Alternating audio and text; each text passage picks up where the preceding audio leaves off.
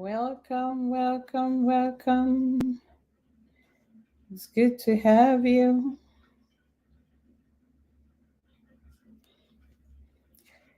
Thank you for joining us. Hi, Cindy. Always on time. Thank you for joining us. How are you doing today? I am here. I am thankful. It's always a beautiful day once you can get up and be here. So we thank God for that. So thank you for being here.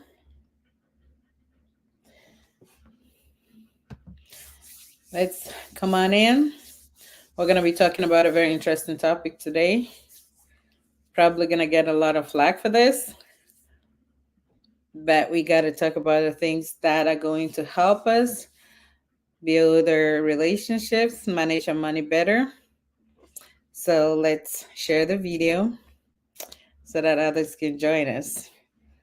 Let's share to our groups, the groups that we know that people can join us from, that people in our community are in, that they can join us and learn from what we are talking about here.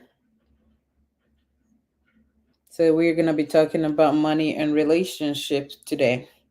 Money and marriage, how we can manage money in a relationship. So this is a very sensitive topic because people don't like to talk about money. People don't like to talk about relationships. Now we're going to be merging the two. So, but we got to talk about these things because how are we going to get better if we don't talk about it, right? So let's share the video so that we can get to it. If you're in a relationship, how do you manage money in your relationship? Do you manage money together or do you manage money separately? Let me know. Do you have joint accounts or do you have separate accounts? How do you manage money in your relationships? So, hi Maxine, great to have you.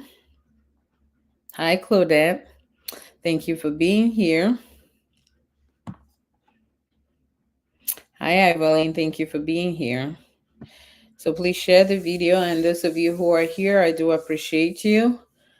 And on Christmas Day, I see all of you who are sharing and inviting others for being here. You're taking away time from your busy day. Aside from learning, I appreciate you for doing this. So on Christmas Day, we are going to choose the 6 winners for each day that and do our giveaway. All right. So thank you for everything that you do. So I do appreciate you. So if you're in a relationship, how do you manage money in your relationship? If you are not in a relationship, how would you like to manage money in your relationship? Would you like to manage money together? Would you like to manage money separately? Let me know. And if you want to go ahead and put the rationale for why you chose separately or why you chose managing money together, that will also be a good idea so I can reach. So, mom, separately. So, Maxine said she would like to manage money separately in a relationship. So I would just be interested to know, why do you want to manage money separately in a relationship? Why not manage money together? And if you are managing money together in a relationship, why are you choosing to manage money together in a relationship? Um, so Cindy says she would like to manage money together in a relationship. And another person says she would prefer it separately.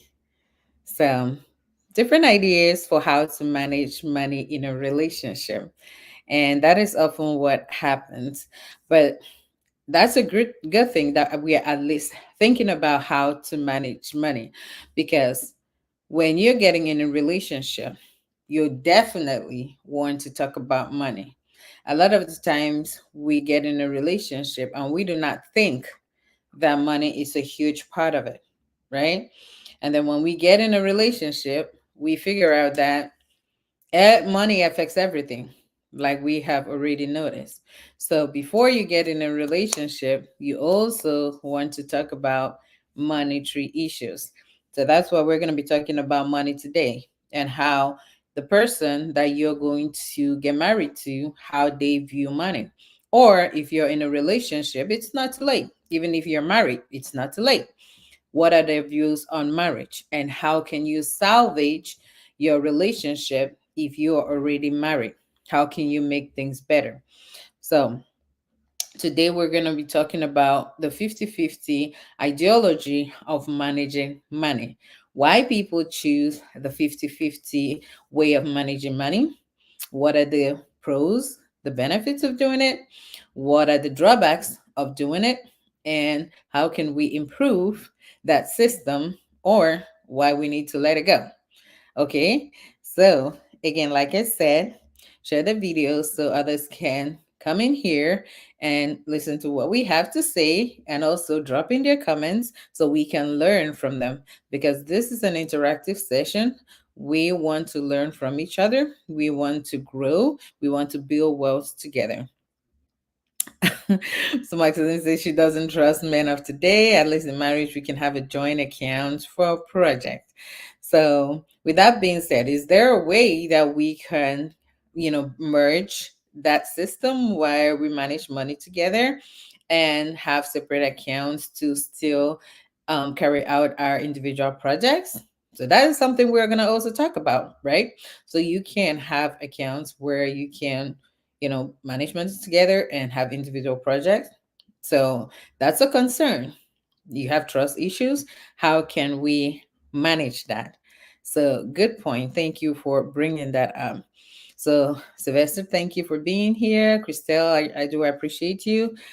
Please share the video. Like I said, like the video, bump some hearts so that the video can get distributed. For some reason, it's not showing up for some people. I don't know if Facebook is burying my account. I don't know what's going on with that, but share the video so others can it can get to other people. With that being said, let's go ahead and get started. I got notification for a very sweet message. I wanted to call that person out, and I kind of lost it. But let's see if I can pull that up, because it was a really nice message that she wrote for me. But as we go along, maybe I can pull that out. But the person tagged me in a message. And like I said, when you come out here and you're doing this, and just the notion that people are really paying attention to it, and you get a review like that, it really means a lot. So when you people take action, that is most important to me, that people are listening to what I'm saying and implementing it. Okay, so the most important thing is at the end of the video when I give action steps, and you take action and you can implement it. Like somebody yesterday, or a couple of people are like, oh, I want to do, put something on Etsy, I want to do like a template. So those are the things that really warm my heart, because it means that you're at least learning how to build a source of income, or you're learning how to save money, or you're thinking beyond what managing money is, and you're implementing what you learn from here. So thank you so very much for being here. Thank you for making our time from your busy day to come here and learn about money, because you are not only changing your life, you're going to change your family's history as well. With that being said, let's go ahead on the topic, which is the 50-50 method of managing money. So why do people choose this method? Usually, when people choose this method, it is because they want to choose the fairness of it, right? They want to choose the family responsibility, the financial responsibilities. So if I'm independent and I'm making money, and you're also independent, say for example my husband is making money and I'm making money, then we want to just contribute equally to the responsibilities of their home. So regardless of how much money my husband is making, regardless of how much money I'm making, then let's just share the responsibilities and contribute to the bills of the home, right? So now I feel like I am contributing to the home, and I feel like I am also a part of building the wealth of the home. So sometimes that's what people do because they don't want to feel like they're a financial burden if they're not contributing financially to the home. And it can build a stronger relationship because you can feel empowered. If you feel like, okay, you know what, I maybe paid a light bill or I contributed to the rent of the home. So it might empower people. And that is why people turn to, choose the 50-50 method of sharing bills. Now, before we people you go ahead and choose that method, there are other things to consider. Because aside from the income disparity, right? Because if one person is making, you know, um, maybe $50,000 a year, and the other person is making $100,000 a year, one person might be doing domestic chores in the home more than the other person is, right? So take for example, I have a job that doesn't require me to be away from the home as much, right? And then your job takes you away from the home more than my job. So how are we going to distribute that part of it? How are we going to distribute the domestic labor? Because now you're contributing 50% of the income of the bills, right? But I am doing a lot of the domestic labor. So are we going to calculate the domestic labor in terms of financial terms and factor it into the bills so that the person who is staying home and doing the domestic chores and cooking and taking care of the kids and running errands and taking them to the games and taking them to um, and doing grocery, am I going to get compensated in terms of financial terms so that I do not feel resentment for you being away from your job, for you being away because of your job, and now coming in and just paying 15% or 50% of the bills, right? So that cause a lot of resentment because when you think about, especially African culture or immigrant culture, the woman takes on a lot of the domestic responsibilities, right? So now I'm paying 50% rather, and you're paying 50%. But then when we come back from work, you put up your feet and you're watching TV, and I'm in the kitchen cooking. But at the end of the month, I'm expected to pay 50% of the bills, right? But I did a lot of the domestic work. I cooked, I put it up in the fridge and all of that. And I still ran the house. I still made sure everybody was where they needed to be. And I still took care of you. So this, like I said, can cause a lot of resentment in the relationship because now I'm doing the domestic work and I'm still putting up 50% in terms of the finances.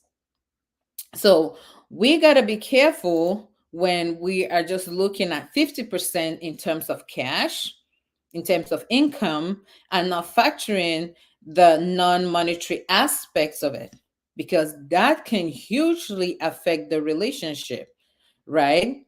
So when we think about the cultural aspects of it, especially when we're looking at the immigrant culture, the 50-50 split might not be the best approach because it can lead to unequal contributions and strain the relationship.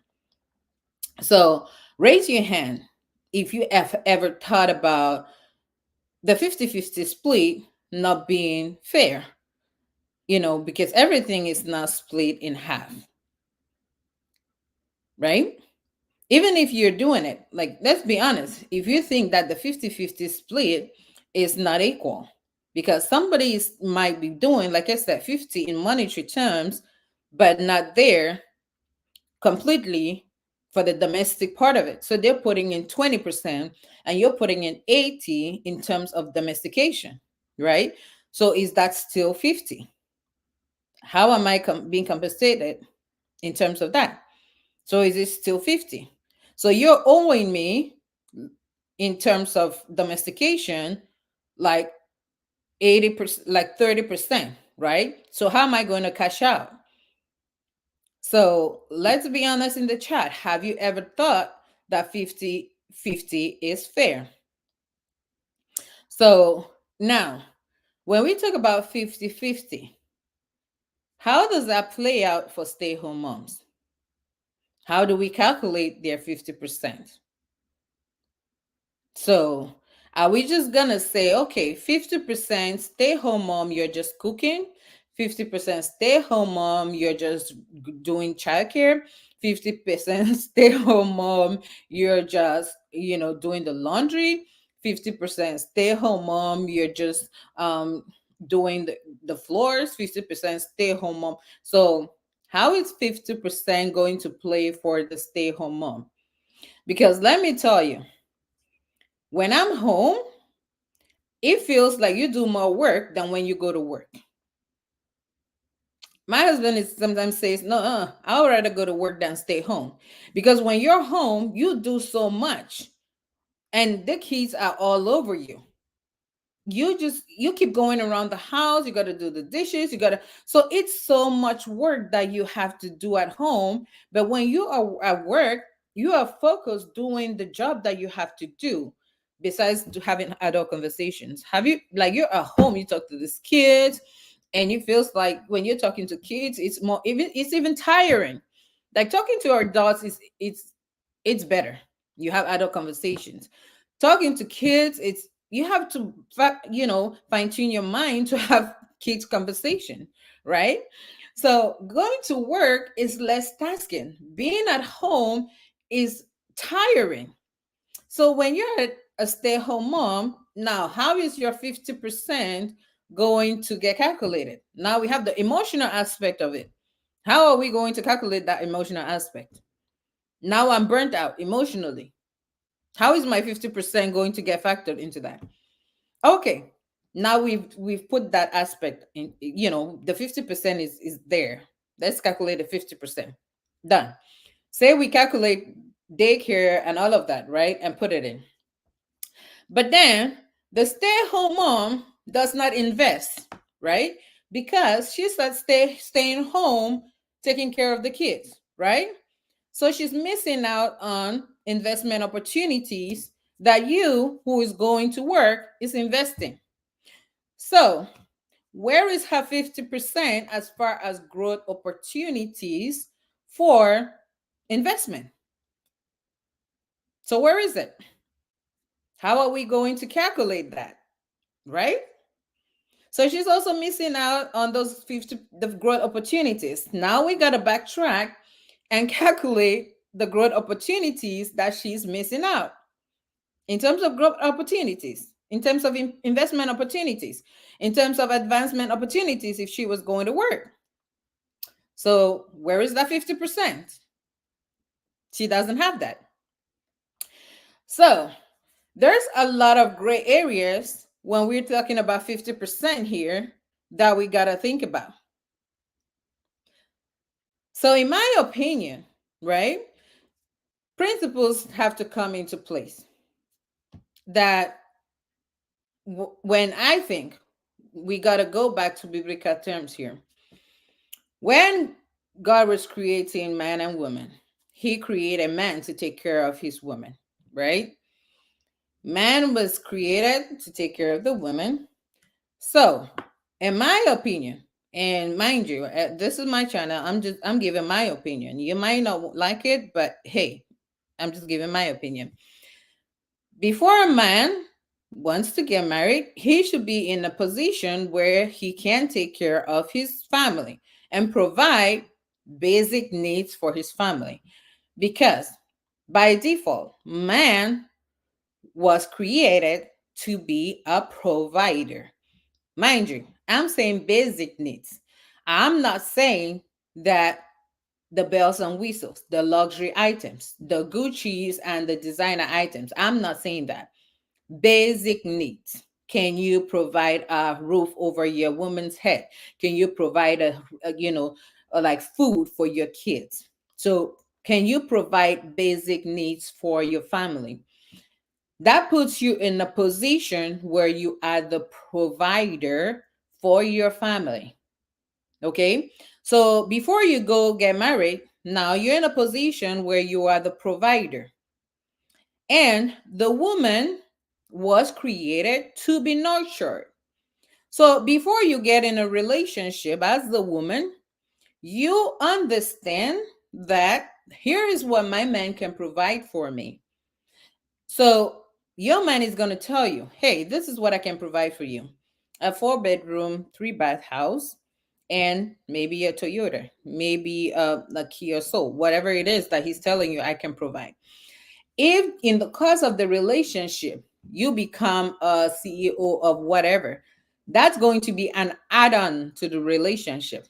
But prior to that, he told you, hey, babe, this is what I can provide for our family.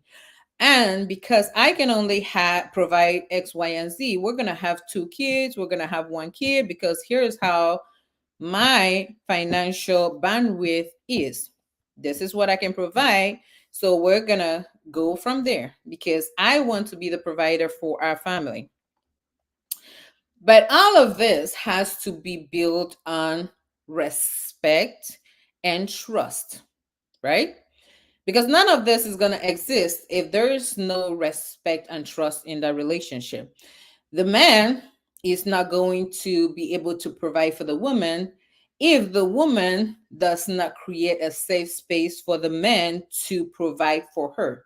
And the woman is not going to be vulnerable enough to be led and provided for if the man does not provide that safe space for the woman to say, hey, honey, lead me and provide for me. So the groundwork and the foundation needs to be there. So, which is trust and respect. Okay. So, those are the basic principles that the marriage has to be built on. I am the man, I am your provider. So, regardless of how much you make, regardless of whether you're the boss, the CEO, the lawyer, the whatever it is that you're at work, when it comes to the house, I am the provider, I am the leader of the house. All right. So there's that understanding. And then the woman understands that, okay, this is my man, he is the provider. Everything else that I make is an add on to what he is providing. So there is that understanding that goes on in the house. So that with that respect in mind, you can have shared values. All right. So that prevents power struggle in the house. Because what tends to happen now is because there's power struggle, I got to show what I got. I got to show what I can do. I got to show who, how empowered I am. Now, let's do 50-50. Mm-mm. 50-50. Oga is providing. He's going to take care of me. And so here is everything on the table. So let's go from there. All right. If I need extra, I'm going to take it from our shared account. But again, like I said, it has to be a safe environment where I can bring however much I make and I put it on the table and not be afraid that somebody's going to take that money and run with it or give it to their mama or give it to their daddy. But because we're in an environment where there's no trust, now people are like, mm-mm, I'm going to just give you 50% of what I make, and that's it. Okay. So, but when you think about it critically, right? I married you. Marriage is one of the most serious commitments we make. So I got married to you. I'm sleeping with you. I'm exchanging juices with you, right?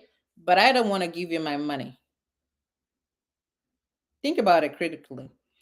I made a bond with you. I trusted you enough to get married to you, but I don't want to give you my money. Why did you marry me in this first place? So if I did not trust you to marry you, then my judgment is pretty impaired. Okay, so that's the problem. If I married you, then my judgment was impaired in the first place to marry you, right? So, but if I married you, then it means that I wanted to build something with you. Okay, so let's work through this together, or then, otherwise, let's not be here. Okay, so now we're here. How can we work through this? And here are some tips that we can use in the marriage to get better. But the secret about working through this is we have to do it together. There's an African proverb that one hand need a tie bundle, no matter how hard you try. All right. So there has to be commitment from both parties. The man has to show up, the woman has to show up so that you can manage money together. And the interesting thing about managing money together is that when you do that, you go so much faster and further. Just think about it. If you have, for example, $5,000 debt, right? You owe 5,000. Now I make 20,000. You to make 20,000. We'll decide to one pay of that 5,000. Boom. We'll pay an off faster. The if not me one and you struggle for pay of that 5,000, you take so much longer, right? So working together makes us achieve our financial goals faster. That's the secret. And couples who work together are able to become financially are able to achieve, like I said, achieve their financial goals faster, become millionaires faster, and live the dream life that they want. So that's the secret. Instead of working independently, okay? Yes, Maxine, they has in marriage there should be togetherness. So here are some tips that you can use to manage money together. So I asked earlier, and I would like to know what are some concerns like that you typically hear people do not want to manage money together? Like, what are some fears that people have expressed for not wanting to manage money together with their spouse or with other people? Let me drop them in the comments and let's address them as we go. So, for tips on managing money together with your spouse, the first thing is you got to set a money date. So, dedicate time to have open conversations with your spouse. So, in the beginning of this live, I said talking about money is a very hard conversation in the immigrant community. First of all, we don't even want to talk about how much we make. We don't want to talk about how much debt we have. We don't even want to talk about, how much we owe. And then we have to talk about a relationship on top of that. But if we don't know how much money we make, we don't know how much debt we have, we don't know how much we save, then we don't even know how to build wealth. So, as much as it is a hard conversation to have, it is a necessary conversation to have. So, for those of you who are not married, right? Before you even get married, you got to have this conversation with the people you're getting married to. You got to ask them what their financial goals are. When do you plan to retire? How do you want to build wealth? What are your financial obligations? Have those conversations with these people. You do not want to get married to people and then you realize that, you know what, their financial goals don't align with yours. And then you're in trouble. Now, if you're already married, you want to have those conversations with your spouse and figure out, where do we go from here? These conversations are already hard. So, how do you make them easy? For me, what I do is I make it a date night. So, make it as romantic as possible, because when it's set up like a romantic date night, these men are going to show up. Talking about men showing up, he showed up. So when it is a romantic date night, they men are going to show up. All right. So you know what you got to do to make them show up, right? And you ease the environment, make it less stressful, make it less aggressive, so that both of you can be in an environment where you can have the conversation and it doesn't feel like an attack. So set up the environment where it is less stressful and more friendly. So I usually call it a financial date night. And if possible, you promise them a happy ending. You just do what you got to do to get what you need to get. Okay, that's what I say. Just do what you got to do to get what you need to get. As long as you're having these conversations, it's very important to break the ice. Okay, so set up those money date nights so that you all can again have that create that safe space where you're having that conversation. You're more relaxed and it is not a threatening environment. And and in line with that, you have to listen to each other. When I say listen, you have to try to understand where the other person is coming from. Don't listen to respond. Don't listen and immediately your spouse speaks, then you say, "Bert, that's not listening." Okay, you are listening to understand their perspective. A lot of us, our money habits did not start today. Our money habits started a long time ago from the way our parents were managing money. So your spouse may not be managing money the way that you are managing money, but because the way the parents were managing money, right? So listen to why they're managing money the way they are managing money. Try to understand, why is it that when we have money, you want to save money instead of us taking that money to go on vacation? Why is it that you never want to use the money that we have to, splurge on the kids? Why is it that you don't want the kids to go to a private school instead of, a public school? Why? What is your reasoning for that? Because it's only when you understand where your spouse is coming from that you guys can be able to move past that. Also, there's this common thing about our among immigrants, where our community and is very important to us. Our families are very important to us. So we spend a lot of money taking care of our extended family. So if you find that your spouse is spending a lot of money on their family, then instead of getting angry, you got to understand why they're doing that. If they're the firstborn, right? Why is it that you're spending a lot of money on your siblings? Okay, is there a way we can work through that? Is there a way we can set a budget around that so that our kids do not end up not having money because we spend all the money on on your family, right? So that leads me to the third point, which is we got to focus on teamwork. So now it's not just you taking care of your family, it's us. So we're a team now. It's not just you making the decision, it's us making the decision. So, how can we work together so that we can win together? So, you just don't need to take money and, execute projects anymore.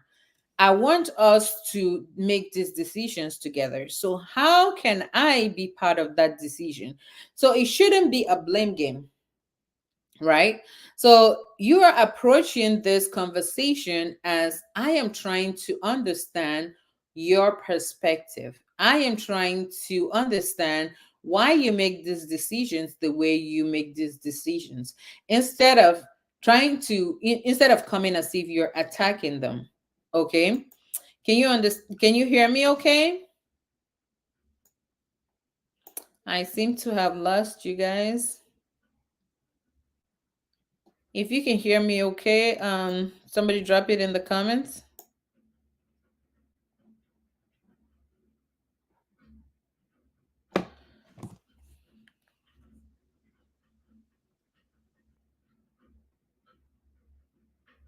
All right.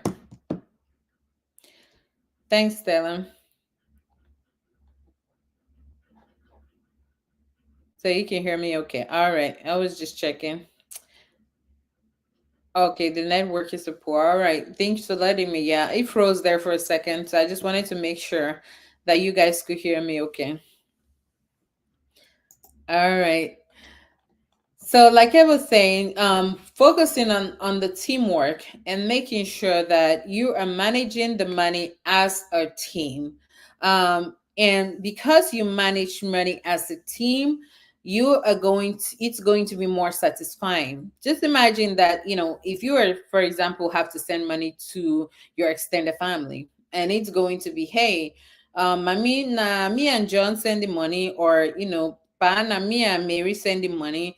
So they look at your marriage as a team versus, okay, Mary sends money. Then the family has to call now John for money. And sometimes this extended family can play you guys if they know that you're not working as a team, right? Because the wife will send money, then they will call the husband to say, okay, it's that my food is still hot, or that my belly is still hot, or that my bag is still hot, because they know that you guys are not working together, right? So when they see a loophole, then they're gonna feed into it, right? But if you guys are working as a team and you send money and say, okay, me and Mary be sending money, then they can play you guys, because they already know that this money came from your house. So don't come at our house again, because we're done. We served you guys already. Okay. So definitely work as a team. It's more satisfying. It's more fulfilling for the relationship. So working as a team requires that you have shared accounts, you have shared savings, and shared investment goals.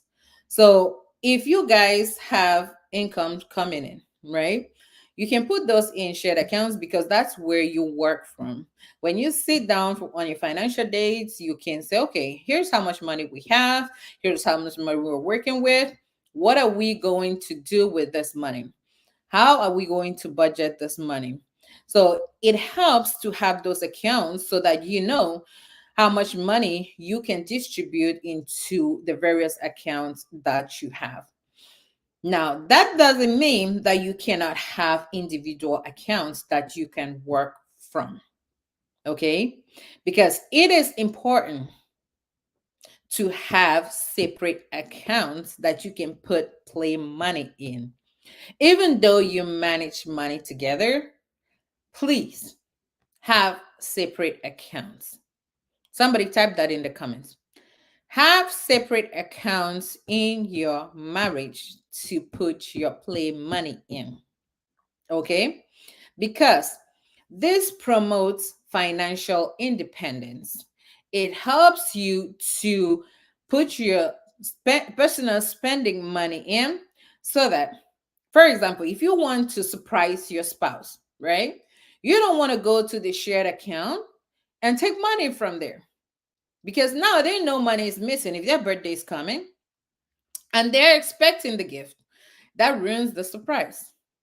So you want to have your personal account that you can put your play money in, and it gives you some financial independence to do what you want to do without always asking your spouse for permission, or for, um for an okay to spend that money, right? Or there might be things that come up. You might have friends that have birthdays and things that might not concern your family's savings or investment goals. And you just want to dip into your personal account and take care of it, right? So that's where your personal account comes in. So managing money together does not take away your personal independence. It can and it should give you that financial independence to still be able to exist as an individual. Any relationship that takes away your financial independence is not a healthy relationship. It's not a healthy space for you. A healthy relationship should promote A healthy relationship should promote your financial independence and your personal growth. So that's why it's important, even as you manage money together, to still budget for your play money for each of you as as spouses. All right. So these are tips that you can use to manage money as together in a relationship. And the last one you definitely do not want to miss or to ignore when managing money together is to celebrate your financial milestones. Because this is very important, right? So, take for example, you've been grinding and grinding and grinding and grinding all year and never stopped to celebrate each other. What happens? You will not even appreciate how far you have come. Because when you get tired and angry at each other, there will be nothing to look back to say, hey, but you know what? We did that. But when you stop occasionally to appreciate, hey, 2 months ago, we paid off that debt. 2 months ago, we saved $2,000. Or 3 months ago, we paid off that car. When things get rough, you will be able to look back and say, you know what? We're not doing so bad. We might be fighting today, but 2 months ago, we worked together to pay off that car. We might be arguing today, but 2 months ago, we worked together to save money to pay off our house. Or 2 months ago. So stopping back to appreciate your milestones is going to give you something to hold on to during those rough times. But when you are constantly grinding and not stopping to appreciate those milestones, there'll be nothing to hold on to when things get rough. And believe you me, things will get rough. Whether you're doing it by yourself or you're doing it together. So even if you're managing money by yourself and you accomplish something, stop and take a moment to take it all in. So that when things get rough or when you are feeling down and sad and depressed about something, you can look back and say, hey, I made a financial mistake today or this month. But last month, I saved money. So you know what? It's not all bad. That's what acknowledging your financial milestone does. It helps you to pick up yourself on those days where you are feeling down. On those days where you're beating yourself up, it gives you the bootstrap by which you are going to pick yourself up. So please do not ignore celebrating your financial milestones. It's the same in your relationship. So when you accomplish something, take some money out of your financial coffers and celebrate yourself. Have a little date night. Go out and celebrate each other and congratulate each other and say, hey, babe, we did this together. And so when you're setting the next milestone, set a date by which you're going to accomplish that milestone. And so when we accomplish that milestone, here's how we're going to treat ourselves. And when that milestone comes around, do not ignore treating yourself.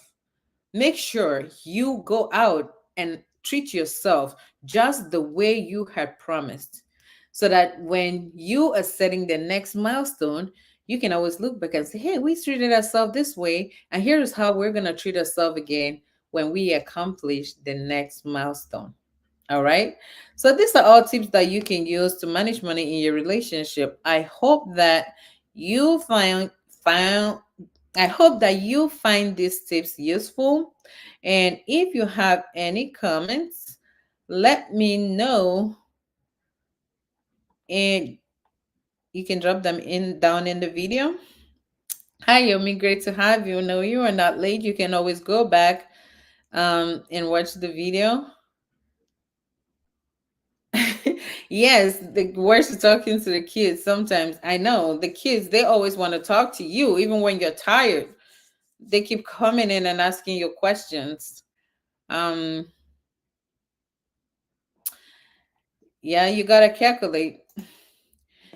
So that 50-50, in my opinion, can work, especially in a way that respect will not be there. I'm a woman and I know what I'm saying. Good. Yes, respect has got to be there.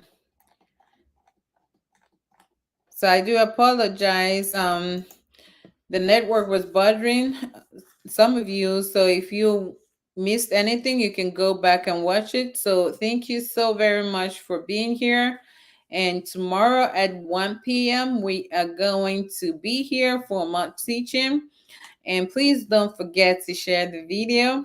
And I love you so very much for watching. Thank you, thank you, thank you.